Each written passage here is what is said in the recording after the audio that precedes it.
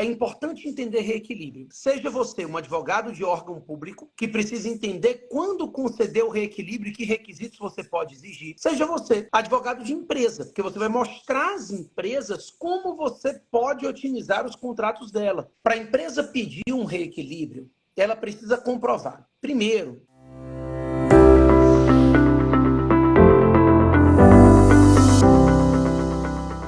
olá, pessoal! Tudo certinho? Mais uma live nossa. Hoje a gente vai tratar sobre reequilíbrio de contratos.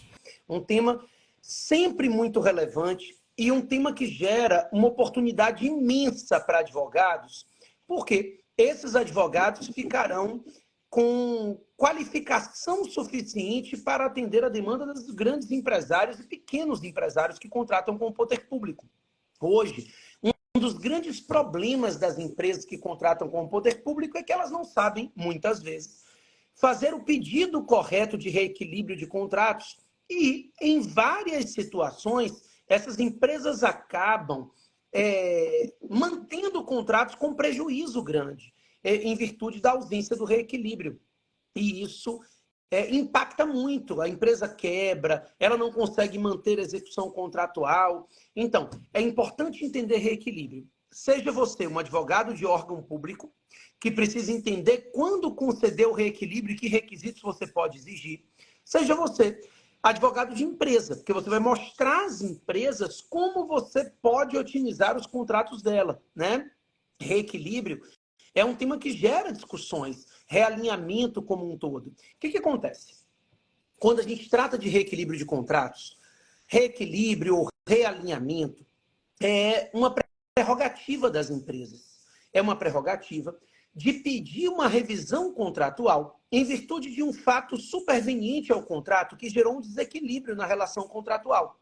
Então, a empresa ela tem a garantia de manutenção do equilíbrio econômico-financeiro do contrato. Essa é uma prerrogativa das empresas. Ela tem o direito de requerer que o contrato administrativo mantenha o equilíbrio econômico-financeiro que ele tinha originariamente. Então, a manutenção desse equilíbrio econômico-financeiro deve se dar, inclusive, quando ocorrem fatos supervenientes ao contrato que desequilibram a relação contratual. Essa é a lógica do pedido de reequilíbrio. Para a empresa pedir um reequilíbrio, ela precisa comprovar, primeiro, que houve um fato superveniente ao contrato que gerou um desequilíbrio. Cuidado, porque muitos pensam que é um fato superveniente à proposta. Não é o caso. Afinal de contas, se do momento que ela apresentou a proposta até a assinatura do contrato aconteceu um fato superveniente que impede a manutenção daqueles valores da proposta, ele não deve assinar o contrato, tá? Então, se ele assinou o contrato naqueles valores, para ele pedir o reequilíbrio ou realinhamento, ele precisa comprovar que ocorreu um fato superveniente ao contrato. E que esse fato superveniente ao contrato desequilibrou a relação contratual. Então, é um fato superveniente ao contrato que gerou desequilíbrio nesse contrato e gerou uma necessidade de revisão. Esse fato superveniente, ele deve gerar uma onerosidade excessiva ao contrato. Preste atenção que não há prazo para pedir reequilíbrio. Eu não estou falando aqui de reajuste ou repactuação. Eu estou falando de um pedido de reequilíbrio. Tem que ser feito por aditivo e ele não tem prazo. Ele pode acontecer a qualquer tempo, desde que se demonstre que houve um fato superveniente ao contrato que desequilibrou a relação contratual.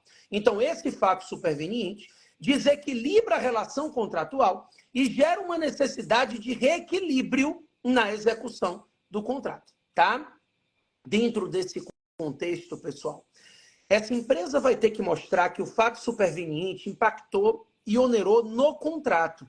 Então, não basta, por exemplo, a empresa mostrar que houve um aumento no custo daquele material, aí traz GES, traz comprovação de custo daquele objeto, né? Uma pesquisa de mercado. Isso não é suficiente. Essa empresa ela vai ter que juntar uma nota fiscal de entrada do fornecedor dela para mostrar que o custo que ela tinha quando o contrato foi celebrado com a aquisição daquele material era X, E agora, o custo é X mais Y. A lógica é de que dentro desse contexto ela consegue mostrar que houve esse impacto. E isso é que é importante. E é o que as empresas não estão conseguindo fazer.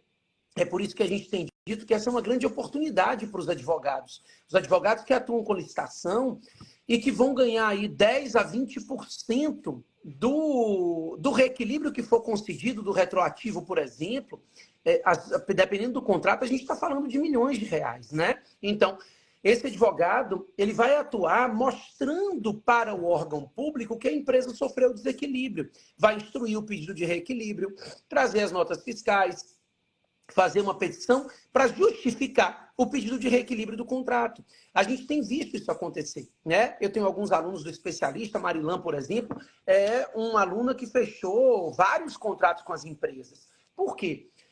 As empresas carecem de pessoal qualificado para fazer essa estrutura de reequilíbrio. Muitas empresas são pequenas, não são grandes empresas, não têm um corpo jurídico próprio que entenda de licitação.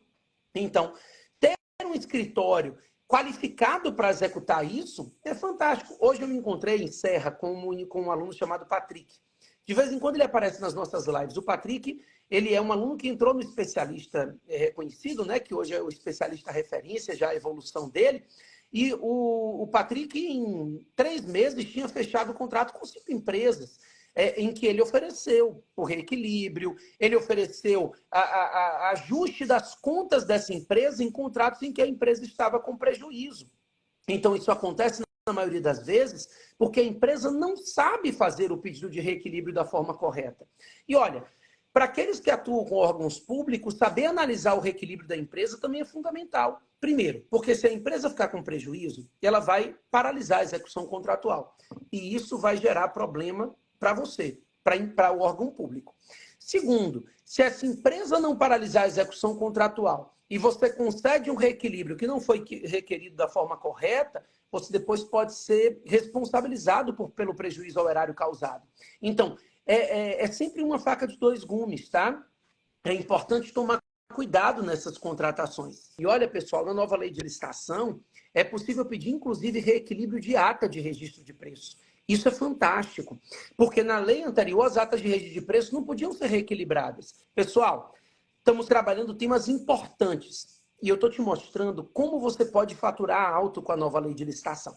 Aproveitando a oportunidade e se tornando referência na nova lei, tá? Então, tá certo? Amanhã a gente vem trazer um novo tema para a nossa conversa.